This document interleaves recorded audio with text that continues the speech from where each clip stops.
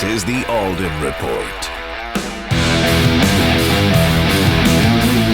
Hey, it's Mike Alden. I hope you're enjoying the Alden Report as much as I am. I love bringing to you new and exciting people that add value to your life. I'm also super excited to announce my latest book, Bestseller Secrets. Listen, if you're an author, maybe you're thinking about writing a book, maybe you've already written a book, maybe you're an entrepreneur and you want to continue to grow your brand, maybe you're an entrepreneur and you want to bring in more leads, maybe you're a stay-at-home mom and you wrote a cookbook or a children's book, maybe you wrote a fantasy book, a self-help book, a tell-all book, a novel. It doesn't really matter. In my latest book, Bestseller Secrets, I give you all the information that I've literally spent millions of dollars trying to figure this thing out, and I'm going to give it to you absolutely free with my book, Bestseller Secrets. Go to bestsellersecretsbook.com. Again, it's bestsellersecretsbook.com. I give you all the information that I've spent literally millions of dollars trying to figure this whole world out. My books have gone on to do amazing things. I'm a 3-time Wall Street Journal, USA Today bestselling author.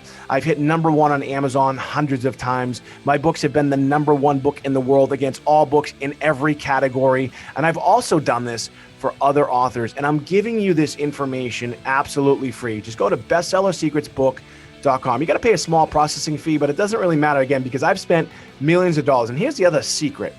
You can do all this stuff yourself. If you don't have a team, that's okay. If you don't have a lot of time, that's okay. You read the information in my book, again, whether you just started writing a book, whether you've written the book, whether you wrote the book years ago, and you want to kind of resurrect it.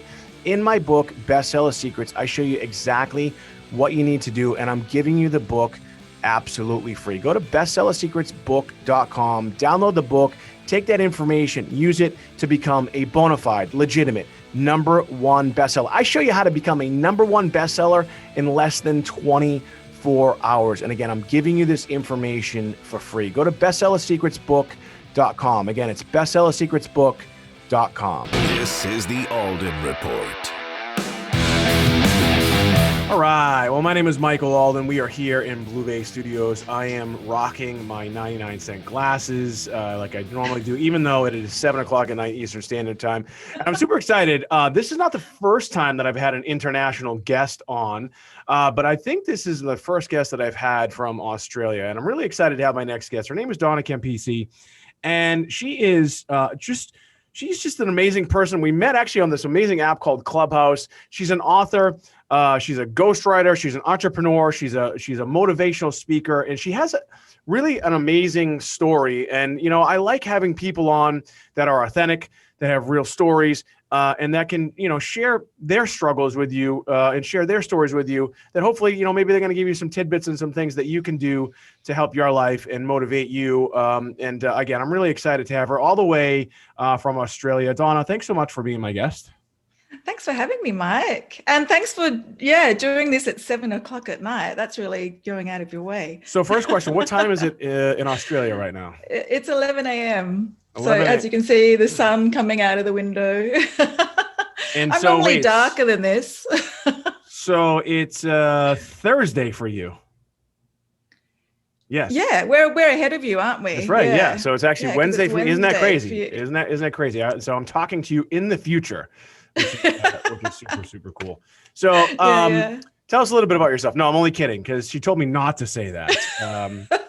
But I do want to, so you know, let's just get right into it. So, I mean, one of the things, you know, we met on Clubhouse, which we could talk a little bit about that maybe at some point. But one of the things that really kind of caught my attention is, you know, you have a great book called The Unlikely Marathoner. Is that correct? Yes. Yeah, that's correct. Yeah. And it's your story about, you know, really kind of how you got there. But, you know, since you were a little child, you have struggled, and I'd like for you to just kind of tell that story and what got you to kind of maybe here today. Just tell us a little bit about that story, and how, you know, you overcame literally like life or death situations. I'd just like for our viewers and listeners to hear that. How was that for a question? Sure. Thanks, Mike. Thanks for being specific. I like, I just want to explain to everyone, tell us about yourself is really broad. It's just like, I don't know, a blind date. What do you say? Anyway, get back to that question. Yeah, at 7 years of age, I had a stroke. So doctors said I'm very lucky to be here, and they predicted that I would never walk or talk again. So as you can see, I'm definitely a talker, and yes, I am walking. And I suppose it took a little while, rehabilitation. I lost my speech, at one stage, and that came back. But learning to walk again was, because I was in a wheelchair for a little while. But I think at a young age, you kind of don't get those negative thoughts in your mind. And I was never told that I would never walk again or talk. It was told to my parents. So I only found out a few years ago when I was talking to my dad before, I was writing the book and that sort of thing. And it's amazing perhaps if I was told that, maybe, I don't know. I mean, I'm not sure as a child, but when we're told things, we kind of tend to believe it and go, okay, well, that's it, maybe I won't try, and maybe I won't do this because I'm told by a professional that I will never walk or talk again. Do you know what I'm saying?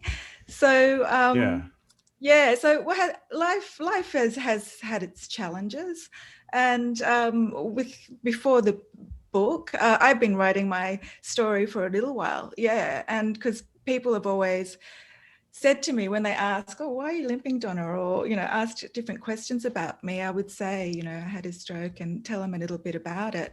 And people would always be amazed with my story. And to me, it was just normal. It's what I knew. And so, they would tell me about someone they knew, or, say, that's an amazing story, you could help so many people. And it kind of was something that stuck in my mind. And eventually I did tell my story, and as a speaker and an author. So I really just went along with that because I was seeing how I was helping people. So my book, The Unlikely Marathoner, is not just about my story, but I wanted to help people with it. So it's actually a how-to book as well. So it's how to conquer your big, scary goals. Because running a marathon, to me, and in November 2012, I could only run 30 wobbly steps. So this is, the comparison to what I could do and the challenge that I created of running a marathon, 11 months later. I want to step back and bring you all the way back to, when you were 7 years old, so you can maybe give me a little bit more perspective. So 7 years old, you have a stroke. First question I have is do you have any recollection of it? Yeah, I do. And so you remember? I was very sick. Okay, tell me that. Yeah. You go. I was very sick and not going to school for about 2 weeks before, and just the symptoms. Like when I say I had a stroke, I had a number of things that I could list. I had septicemia, meningitis. I had a hole in my heart, a heart murmur.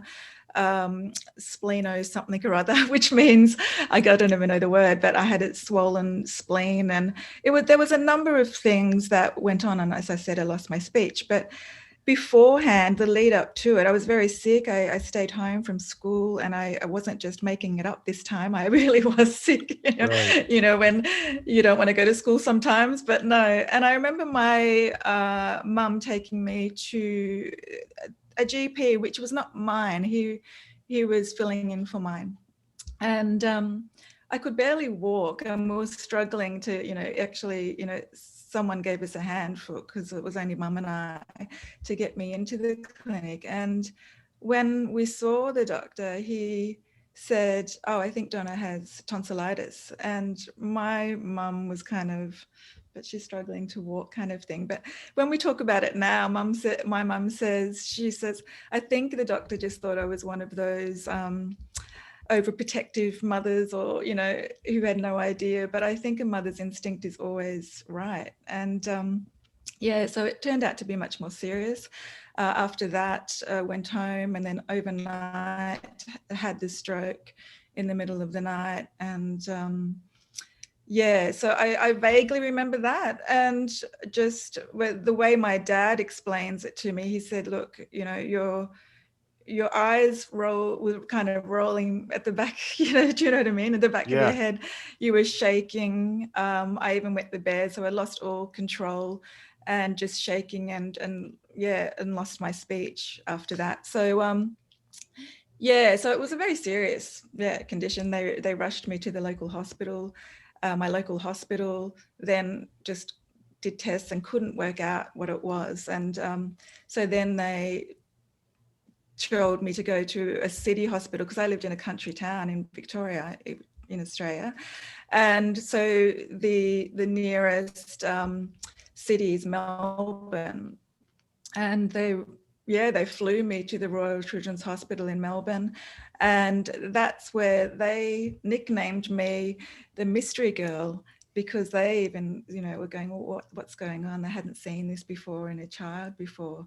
So, after many tests and even a lumbar puncture, if you know what that is. But for those who don't, it's when they put a syringe in your spine and draw out the fluid, and that's where they found out that I had meningitis and staph septicemia. So it was a number of things, and it's easier for me to say, oh, I had a stroke, rather than listing of all of those conditions. But I was in a pretty bad way in intensive care. Yeah, so that's a long story.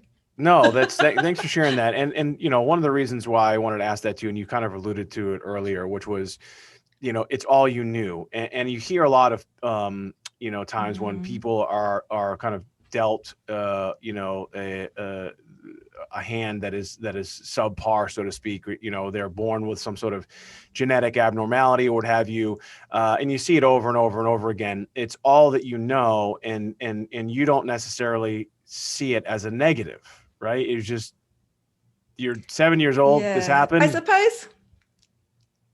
So tell me about that. And I suppose I should say, I do remember life before. I was a pretty active kid, so I do remember, and I was an enthusiastic child and always running around and wanting to do stuff. So, and wanting to keep up with my older brother and sisters, if you know what I mean. Right. So, so I do remember. Sorry about. But I suppose most of my years is all I knew, if you know what I'm saying. Yeah. So you were, and it's interesting again. No, that's it. Yeah, that's it. But I think, again, for people who are listening, and look, you and I were talking offline before, and I think you said, how you doing? And I said, my life is chaos right now. And it just is. And as we get older and we deal with adversity and stress, we all kind of deal with it in different ways. And it's, woe is me. Why is this happening? All this other stuff. But when I've met people like yourself who have had life altering events like this, I've met people with no arms and legs, and they seem to be the happiest people on the planet, and it's really hard to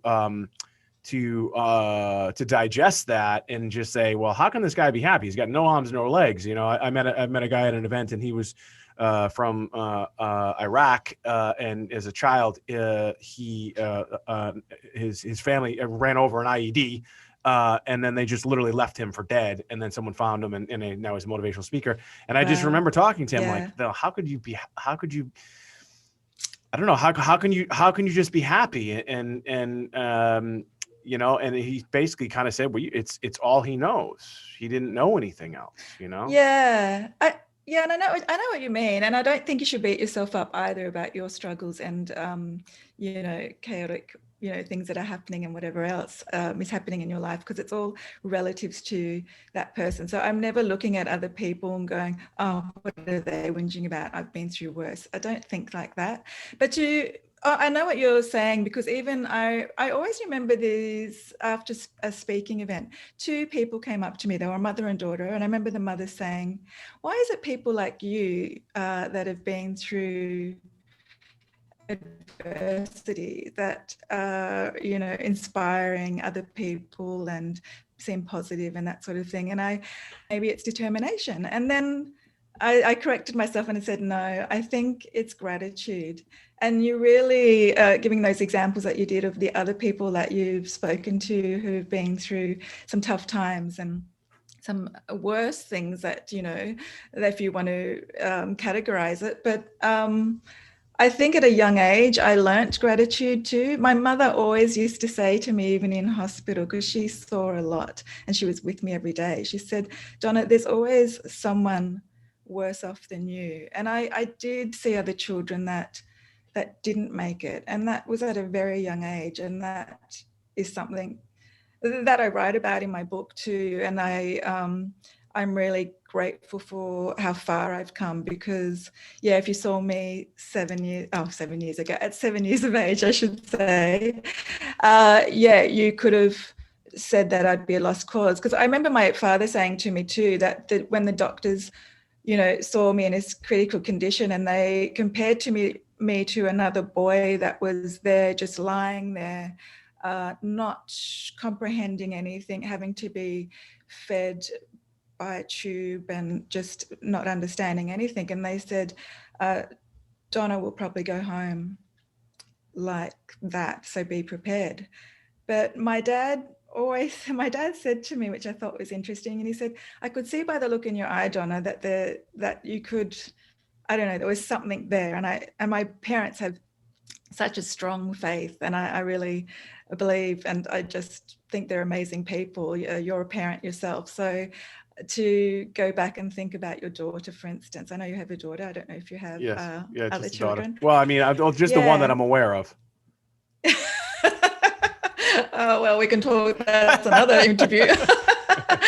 But and I really, as an adult now, I look at them more so, and even at the time, I just thought they were amazing and supportive. But I think, being around amazing, supportive people, and they because there was a team of people that helped me, medical practitioners, my family, my parents, and that's what I really like to share with other people when I'm talking about achieving goals, as I do in my speaking and the books and stuff. I really like to mention to people to choose their cheer squad. Really surround yourself with good, positive people that can lift you and not bring you down, because it's easily if we surround ourselves with people that are always negative and putting you down, you're not going to kind of move so far. I compare it to an elastic band. While you're trying to, you stretch the elastic band, you're up here trying to go higher and achieve, and these other people who are trying to pull you down just because of the way they are. They don't know anything else, and they're just negative, doubting you, and that can be really contagious, unfortunately. So I was lucky growing up in that way. I'm truly grateful for the people who were around me and still are, and the support that I was given. But whenever I tell people that, they go, well, Donna, I think it's got something to do with your attitude as well. And yes, it does too. I think, my determination and want to actually do things and achieve. And like I said, I was a child that always wanted to keep up with my siblings. So that was probably my why back then as a child. Why do you want to actually, be motivated and do stuff, was just simply being around my brother and sisters who treated me normal. Right. They didn't treat me as anything other than Donna. Do you know what I'm saying? Yeah, no, and that's great that they did that. They didn't coddle you or treat you as someone who was disabled, I guess, right? Yeah, and I've never used that word. It's never been in my vocabulary, disabled, right. When I refer to myself. It's just, and neither of anyone else. Like, no one's referred to me, well, not that I know of, as, this is my disabled sister. It's just never been that way. And not that I'm putting anyone down that does. Sure. It's just how my life was. Yeah.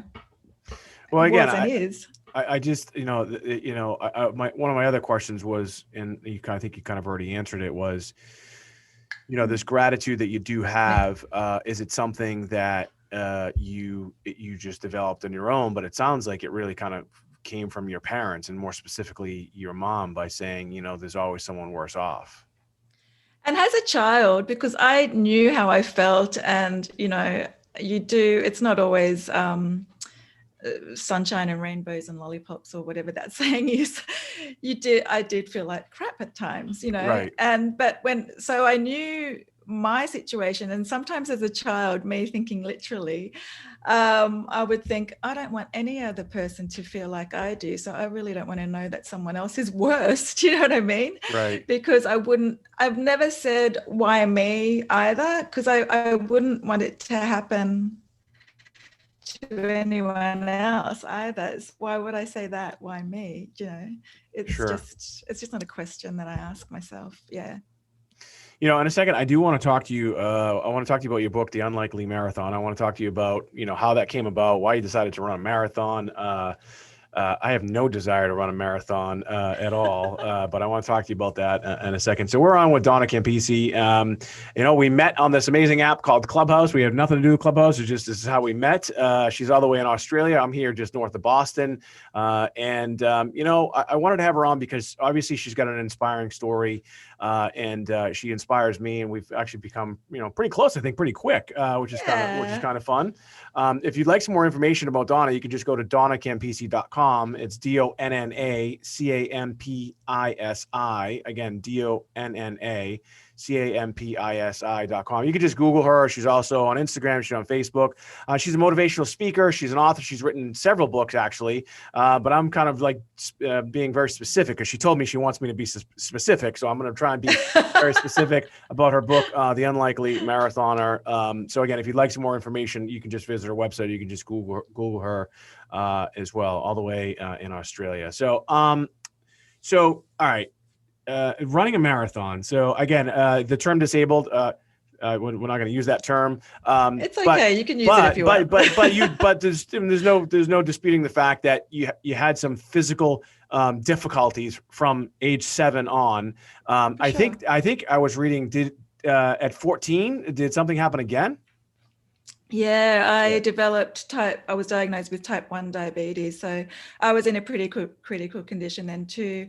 For weeks, and doctors didn't pick it up. Not that I'm blaming doctors. Doctors aren't gods, and I really believe that. So It was just one of those things. And so I landed at the Royal Children's Hospital again, and really, another kind of second chance at life, I suppose.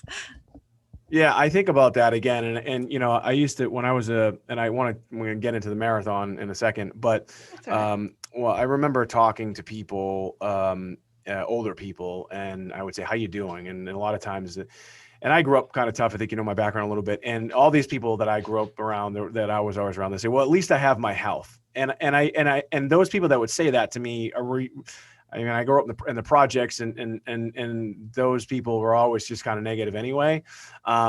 But the people that did say that to me were a lot smarter than me too, because they did have their health, and you started off like subpar health. And you overcame obviously a lot of stuff, from the stroke at 7 to meningitis. Then all of a sudden now 7 years later, you're dealt with just another, type 1 diabetes. It's, if it's not treated properly, it can really be devastating on your body, but you're always going to have that. Type 1, for those of you who don't know, it's you just stop producing insulin, and there's nothing you can do about that. So and there's all sorts of complications with it. Okay. You know a little bit about it. How come? I do because what's your background? My CIO is a type 1 diabetic. Okay. Yeah. So, and he's just a great guy. And he has ran multiple marathons here in Boston. So tell us, all right. So cool. You decide, and I know what it takes to train for a marathon too. So, okay. And that's why I don't want to do it. So you decide that you're like, because the marathon thing for a lot of people is like kind of like that pinnacle of like I did it type thing. You know what I mean? It's like, there's, there's like, there's one of the most difficult things, I think, physical and mental things people can do. Why did you decide to do that? Like, what prompted you to say, I'm going to run a marathon? Was it just like, I just want to prove to the world that I'm great? Or was it just a personal goal of yours? I'm just curious. Can I go back a little bit to the lead up of it? Nope. Of course. I was just going to say one night when I went for a walk along the beach, which it was, across the road from where I lived. This is kind of a little bit of a backstory. I was walking along that night, and I can walk fine. I have a slight limp, yeah. And I noticed that particular night, a lot of people running, past me and toward me and that sort of thing. And I remembered this question in my mind a few years before that. Someone asked me, which I thought was a really good question. She said, "Donna, you can do a lot." And I'm going, yeah. And she asked me, "Well, what can't you do since you had the stroke?" And I had to think for a while, and I thought that was a pretty good question, because I've always tried to focus on what I can do. And that's when I got back to her and said, I've never felt confident with running since I was 7 years of age. So that kind of thought came in my mind that night. And so I thought, I was by myself walking, not with a friend or anyone. And I thought, I should give this running thing a go. So I was on, a concrete path, but the voices came in my head, and this is why I want to share this with people, is because, we always get voices in our head, not crazy voices, but doubts. And okay. So the first voice in my head was, well, what if you fall? There's no one here to catch you, because it was a concrete path. I could trip over, that sort of stuff. And then the other voice sort of said, well, you've fallen many times before, Donna, and you survived. So I listened to the second voice, and so it's just those doubts that we put upon ourselves a lot of the time. And so I just went for it. And of course, it was the first time. I was counting my steps in my head. And I did it a few times. I started with 20 steps and, didn't fall and was amazed. And then 25 steps. And then I thought I should breathe at the same time. So again, I did it. And I got to 30 steps. And after that, it was, I was pretty tired, but I was amazed too and excited, because in that short time I was slowly, improving. And to me, that was huge, but to any other person, that would probably seem lame. So I was pretty excited after that night. And that's where it all sort of started, the idea of, okay, I think I want to do something with this. I should get a coach to help me to run. What if I do, I don't know, a 4K run, a fundraiser for the Royal Children's Hospital, who are close to my heart. Just all of these crazy ideas that, comes in the Donna head. And so I contacted some guys that I met at a seminar who I knew were running coaches, and just emailed them, told them a little bit about my story, not in great length, but just in the email, I just said, look, do you think you could help me to run? Perhaps a, 4K fun run, I don't know. So Sean, one of the coaches, got back to me, and, we had a phone conversation. He was, pretty amazed with my story, and he seemed really confident too. And I had probably mentioned in conversation with him, through my story, I've been writing a book and want to share and inspire other people with my story to, do anything they want, not run a marathon, right? Because that wasn't in my head. And then he said to me, Donna, if you want to, he said, anyone can run a 4K run. And I'm thinking to myself, well, I can't. This is something new to me. And he said, if you really want to inspire and encourage people and, make an impact on a lot of people, you should run the Melbourne Marathon. And I just froze. I don't know if I said anything. So this was on the phone, and thought, what the hell? What is he saying? I didn't even know kilometers in marathons back then, but I knew it was long. Right. I'd always liked watching it on TV. There's a great runner in Australia, Robert De Castella. I don't know if you've ever heard of him. And I enjoyed as a kid watching. But it was just an idea that he'd come up with, and I hadn't given him an answer straight off. And he said, look, why don't we meet? Because he hadn't even seen me walk, so let alone run, but he was so confident and sure about it. And he gave me these words that I'd love to share with you and your audience. He said, which I think goes for anything, not just a marathon, but he said, Donna, anyone can run a marathon. It's all to do with your mindset. And I really believe that, and held on to those words all through training, because you do go through your times where you struggle and doubt, and that's just in life, in any goal that you want to achieve. You go through struggles, you doubt yourself, you want to stop, and you've really got to think about, you know, your reasons why. So yeah, you say, look, I'll never run a marathon, and a lot of people have said to me, I couldn't do that, but I just say, if you really want to, you could, but that's not your interest, of course, Mike. So don't do it. But what is your interest? What do you want to do? And if you put your mind to it, which you have, you've already been an example of that, you can do whatever you want. Wow. So there you go. That's a story. That's awesome. So here's the real question. How many steps are in the marathon? Did you count your steps? No. But someone who, it's interesting you should say that. Someone who wanted me as an expert in goal setting. He wrote a book and it wanted a few experts in there, and I was one of them. And he did put a number to it, but I can't remember, because he put in the sort of the introduction 30 steps to whatever steps. And I said, how did you work that out?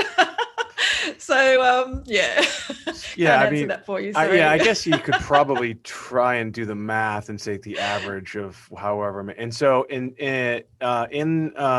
Australia, Google it.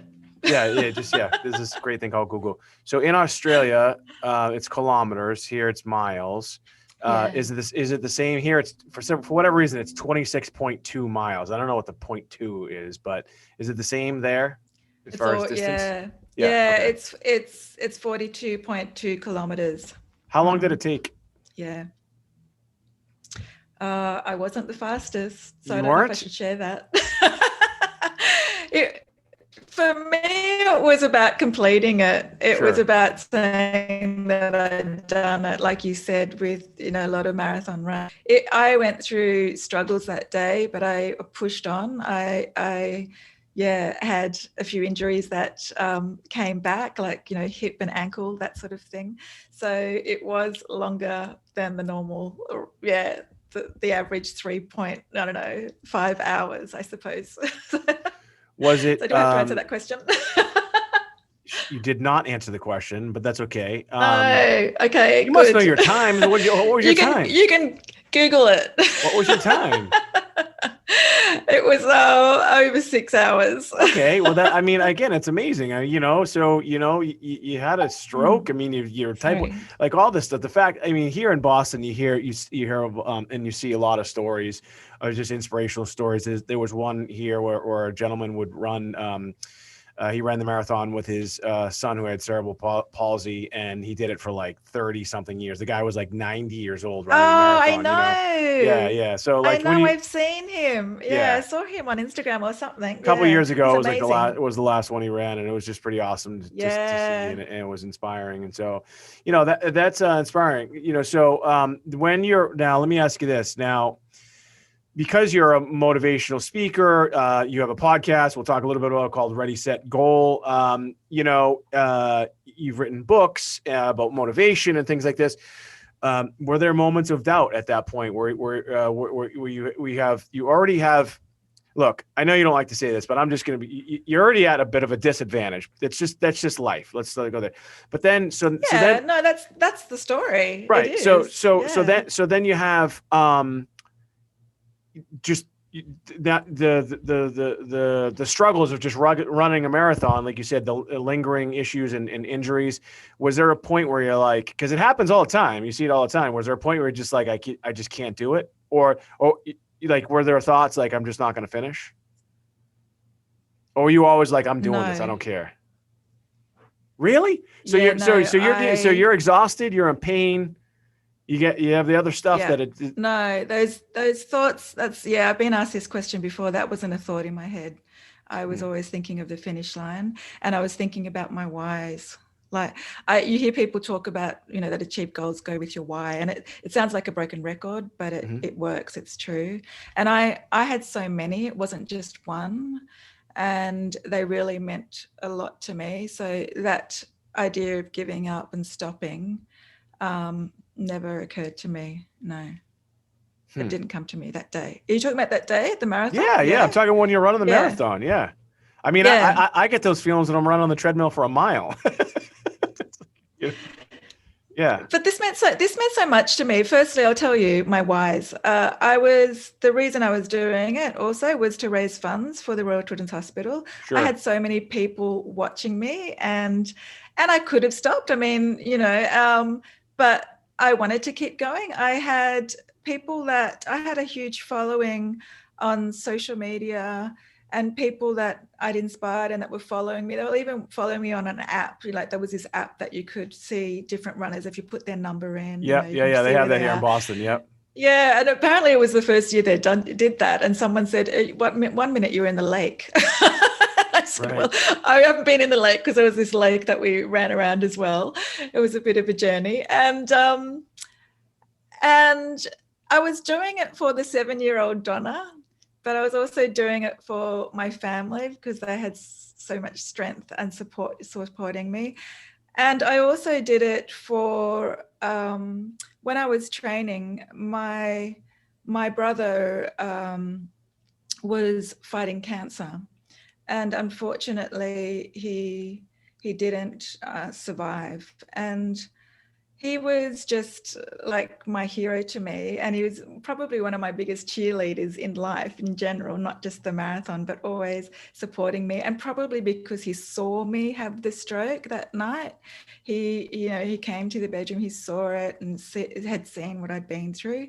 So that was something a lot of people said at the time of his death, at the funeral, after the funeral, look, Donna, are you still going to run the marathon? And straight away I said, yes, of course. I said, Brian would want me to. He wouldn't want me to stop. He would want me to keep raising funds for the Royal Children's Hospital. He had faith in me, and that was a big drive too. Even my coach got texter and wrote to Brian on my arm. He said, look at this whenever you are struggling, which I really didn't. He didn't, probably need to do that, but I knew what he was saying, and that was his way of, motivating me as well. And I just never had that in my mind. And even though I didn't come, first or anything like that, it was about completing it. And then when I got closer to, because we ended up finishing in the MCG, which is the Melbourne Cricket Grounds, I think it's called. And that's a big stadium in Melbourne where people, there's concerts there, there's football, cricket, everything there. And just before I was entering, I had someone who was cheering me on, and she said, so-and-so didn't finish, you're doing really well. It was a friend of hers, and he had full ability, but he had to stop for some reason.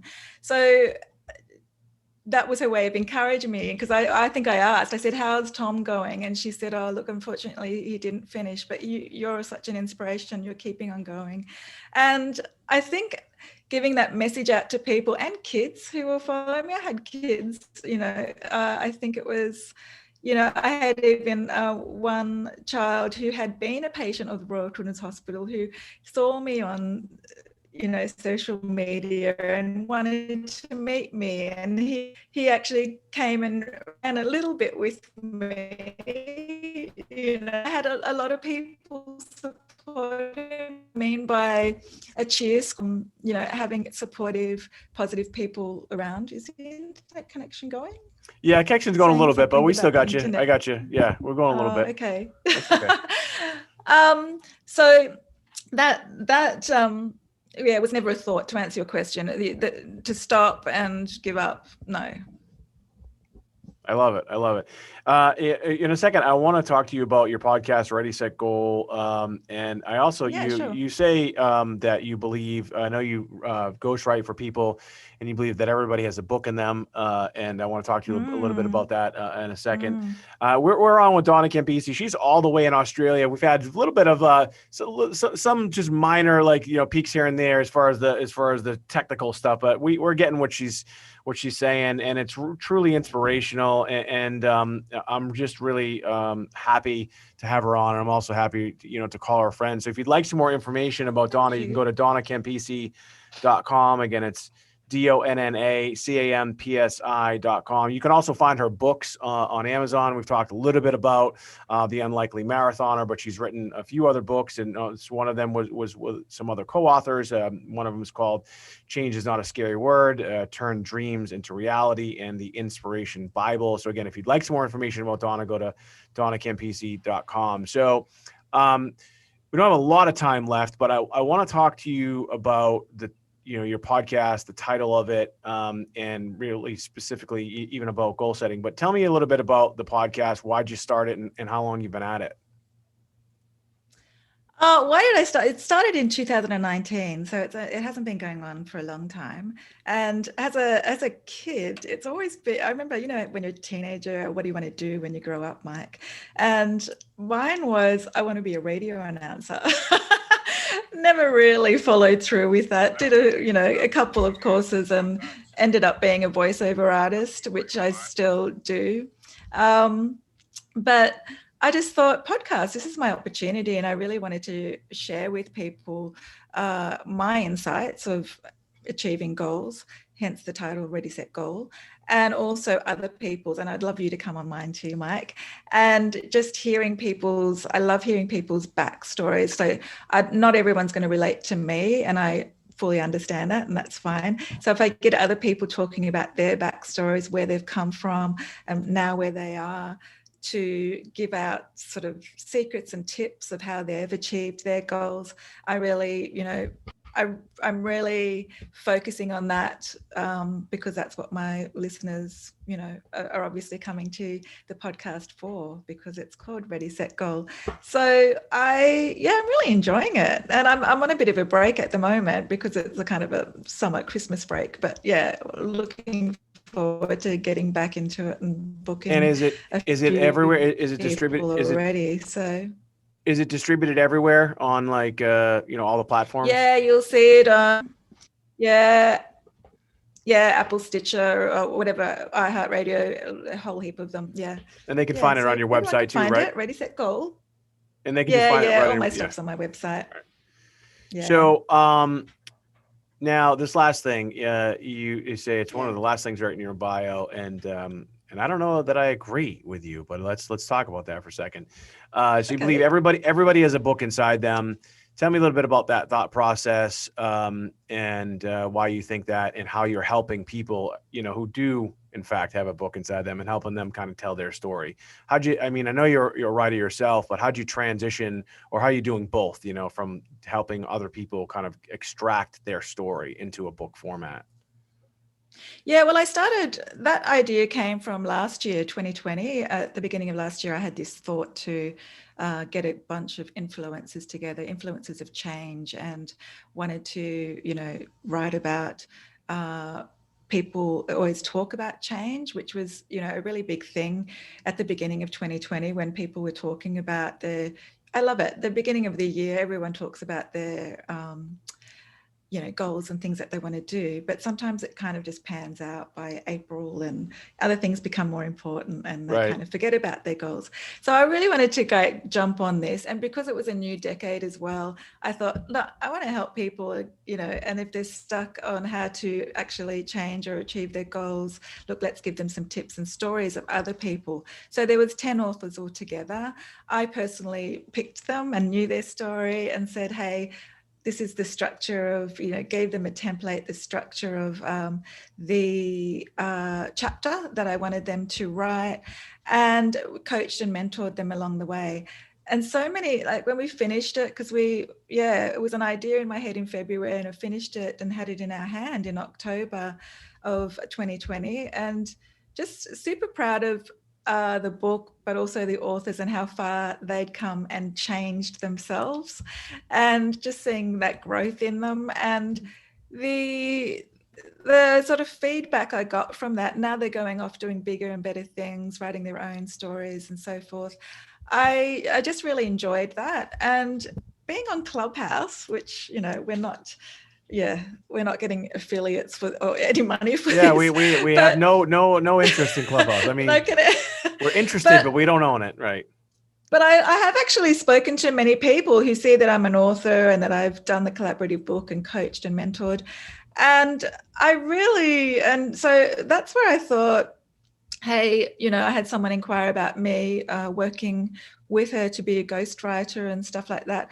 And that's where I thought, I really love this. I've been writing since I was a child. I always loved the concept and the idea of sharing stories and so forth. But I really believe also it really brings up your, as credibility, notability. You can put your price up in whatever you do. So I'm really wanting to help individuals, but also experts in their field to sort of share their knowledge, show people, their tips and bits or whatever they want to, but also inspiring others is really important, to share the love like we do on podcasts, I suppose, as well. It's like a big business card. You know what it's like. Yeah. So I do, answering your question, everyone has a story. You do. Everyone has a backstory in their life that they can turn into a book, because it will connect with some people. Won't connect with all people, but do you know what I'm saying? I do. I mean, you hear it all the time, though. Some people say, "Oh, I should write a book," or "I should write a book," or whatever. Yeah. And so when you hear someone say that, as an author myself and written a bunch of books myself, it's easier said than done. Well done. And I think that to have, I do see the value in someone like you who is already coached other authors, has already written a few books herself, and understands it. I do see the big value in there. And so someone who does have a story, to hire someone like you to kind of extract their story and then get it out there. So thank you. I think you kind of I wanted to hear your argument. You didn't. I just realized I lost. Well, you know what? Because I just think well, here's my thought on that is, sorry, I think really warm here. I keep drinking water. I think I'm drinking soda. This is a vodka that I own. There's no vodka in there, but I think that a lot of people think that they have something that is worthy of a book in them, and I think they're wrong. And so that's the first thing. And then then I also think that with the advent of services that Amazon offers and Ingram and some of these other self-publishing, I think that a lot of people think that they're an author when in fact they're not, right? Because as an author, I agree. Yeah, right. And so it's a lot of work. Yeah, it's a lot of work. And so a lot of people put out subpar content out there. And look, you know what? Some of the stuff I put out is not the best either, right? But I think there's just a lot of, people have that again, that thought that they think that they are an author when in fact they're not. But if that's the case, if they do think that they have a story, to hire someone like yourself that's a professional writer and also more, so you have more going on than just that. But to put it together, I think is important. Like my first book, Ask More, Get More, it was 50,000 words. And I thought it was great when I submitted it to the publisher, and they sent it back to me and said, yes, we'll publish it, but you got to rewrite it. And I was like, what? Like, what do you mean? And I was like, I already spent a year and a half doing that. But they gave me an editor, and the editor was essentially kind of like, I wouldn't call him a ghostwriter because I wrote every single word, but he extracted it out of me. Right. Yeah. And so, and it made the book so much better. Yeah. So I guess if you do have a story, and it is, you shouldn't take that personally either, because they are the professionals and they know. Oh no, I don't. And they know what will sell. So No, I don't know. I don't take it personally, but oh, okay. Yeah. So no, he just made the book better. In fact, I hired him privately on my second book, and that actually then helped me get a 2-book deal with Wiley and Sons, which is the 5th largest publisher in the world. And if it wasn't for his skills, because he's also obviously an author as well. So I still kind of stand by what I'm saying, but I think that if you do have a story and you do want to tell it, to approach, and look at this pen, to work with someone like you is really just going to allow them to produce a really good quality product. Thank you. Right. And I suppose in relation to what you're saying, that everyone doesn't and all that sort of thing. And I kind of understand what you're saying too. But this is what I suppose coach and mentor people with, and saying, well, they start sharing what they think is good, but it's kind of like an interview, what you're doing. You kind of dig deep and then find the gems from that and go, oh, actually, I think this area is going to really work well for a book. And I always sort of tell people, think, even with this recent one we did, think of the reader. What is the reader going to get out of this? Sure. And that's my focus, because if you want people to read it and expect them to buy it, well, you've got to always think of that as well. That's like speaking, though. Are you a speaker? A little bit, yeah. When I'm asked to, yeah. Yeah, and when I am approached by someone that wants me to speak, I always ask who the audience is. What's the demographic, the age, whatever? What are they doing in life? Are they students, or are they adults that, I don't know, whatever? And it's like, really, I could speak about something that kids wouldn't relate to, or vice versa with adults. So it's about tweaking things. And I think with a book, and that's what editors are all about, and publishers. And a lot of authors kind of roll their eyes about publishers and editors sometimes, but they're doing their job. They're the experts, and they know what's wanted and what's needed out there. So that's a bit like me when I mentor and, first meet up with, I did that all last year with the other authors. Like, what is it really that you want to share? And then finding out, some of them were going off on a tangent. So, because they would hand drafts to me and I would give them feedback and so forth before we actually gave it to the editor, because I obviously wanted to produce this book and I wanted it to go in a certain direction and not everyone going off their own kind of tangent. Right. If you know what I mean. So, and because stick with the theme, stick with what you want your reader to get out of this book, and don't go off on a different path. And that's when I sort of suggested, and I said, look, you've got lots to say. Why don't you write your own book after this? And a lot of them are doing that. And they've learned a lot from me, just the whole process and knowing what to expect from an editor, because as a newbie author, and they've even said it to me, they said, now we know what to do. And they still want to, connect with me in the future to even give feedback and so forth. But they'll be writing this with much more knowledge, so to speak. So, sure. Yeah. And I kind of know what you're saying about everyone not having a story, but I kind of think you really have to kind of, dig deep. and that's where you would come in. So, listen, I know we're running out of time. I got to jump on the Clubhouse. I know, we could talk forever. We could talk forever. I booked this Clubhouse thing after too. But listen, I want to thank you, so much for coming on. I knew some of your story. I didn't know it all, and it's truly inspirational. So again, we've been on with Donna Campisi, and again, her story is amazing. From the age of 7, she was dealt with some difficult stuff, and then 14 again, what she's done with her life and what she continues to do with her life is just truly inspiring to me, and I'm super happy to have met her and to have her in my life because she inspires me. And I hope that, listening to her story or watching her story has also inspired you to go on and do the things that maybe you said that you thought you were going to do, which may include, in fact, writing a book. And if that's something that you do want to do, again, you can just go to DonnaCampisi.com, DonnaCampisi.com. Again, it's DonnaCampisi.com. You can just Google her. She's also on Instagram and Facebook. And she happens to be in Australia, but here's the great part. You can be anywhere in the world and still have someone like her help you with your book. So if that's something that you're interested in, you can certainly do that. Yeah, well, my authors were, yeah. Well, yeah, that's the amazing part. Sorry, that's the amazing thing with technology. She is a chronic interrupter. I will say that 100%. But so am I. And so listen, so are you. Yeah. So we all have our faults. This has really been awesome. I'm really, again, excited to have you on. My name is Michael Alden. I forgot my name. My name is Michael Alden. That's Donna Campisi. And we'll see you soon.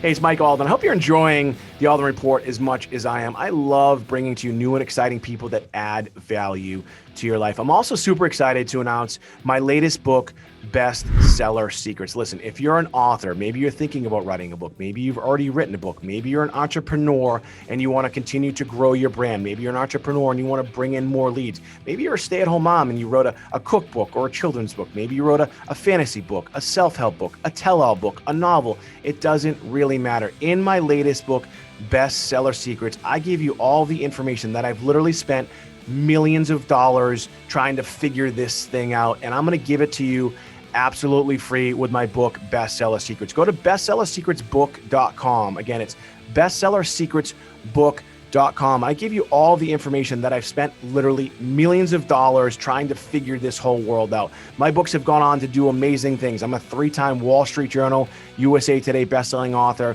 I've hit #1 on Amazon hundreds of times. My books have been the #1 book in the world against all books in every category. And I've also done this for other authors. And I'm giving you this information absolutely free. Just go to bestsellersecretsbook.com. You got to pay a small processing fee, but it doesn't really matter, again, because I've spent millions of dollars. And here's the other secret.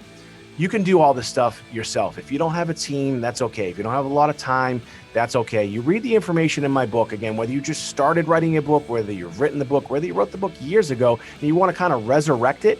In my book, Bestseller Secrets, I show you exactly what you need to do, and I'm giving you the book absolutely free. Go to bestsellersecretsbook.com, download the book, take that information, use it to become a bona fide, legitimate #1 bestseller. I show you how to become a #1 bestseller in less than 24 hours. And again, I'm giving you this information for free. Go to bestsellersecretsbook.com. Again, it's bestsellersecretsbook.com.